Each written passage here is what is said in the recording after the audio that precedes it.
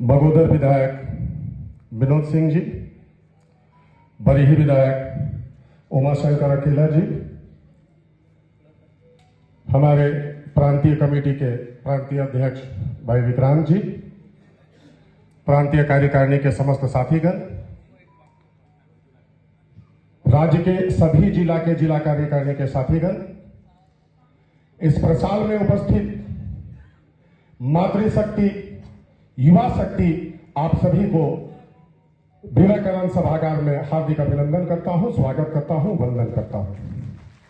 साथियों, मुझे महासंघ के उद्देश्य और इसके प्रयासों की अभिव्यक्ति के लिए यहां उपस्थित होने का अवसर मिला है, तो मैं प्रांतीय टीम की तरफ से 2 लाइनों में आज की बात की शुरुआत करना चाहूंगा कि शिथिल मत होइए, बहुत दुख होता है। शिथिल मत होइए, बहुत दुख होता है। बड़ी तरकीबों से यह कश्ती यहां तक लेकर आए हैं और मोड़ देते हैं हम दरिया की लहरों को अपनी हिम्मत से। आंधियों में भी कई चिराग हमने जलाए हैं। साथियों, जब संघ संगठन और महासंघ की बात आती है तो पहले हमारे जहन में यह बात होना चाहिए कि आखिर संगठन है क्या या महासंघ है क्या।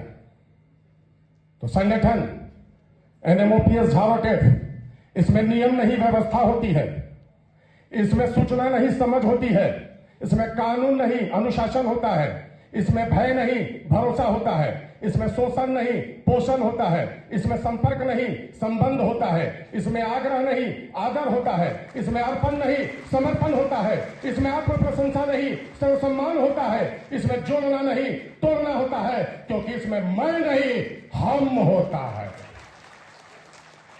और आज आप लोगों को इस मंच से मैं हम और अहम के बीच की दूरी को समझाने के लिए यहां उपस्थित हुआ। साथियों, हम और अहम सिर्फ एक अक्षर का फासला है, लेकिन ध्यान रखिएगा, जिस तरह से आंदोलन करके आपने पेंशन प्राप्त किया, जिस तरह से कैशलेस मेडिकल प्राप्त हुआ, जिस तरह से और कई मुद्दों को लेकर हम आगे बढ़ रहे हैं, अगर आपस में ईगो रहा ना, अहम रहा ना, तो यह ध्यान रखिएगा कि आप समय बर्बाद कर रहे हैं।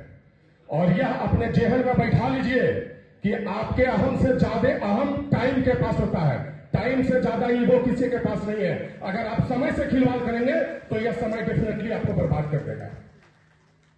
आप समय की नजाकत को समझें।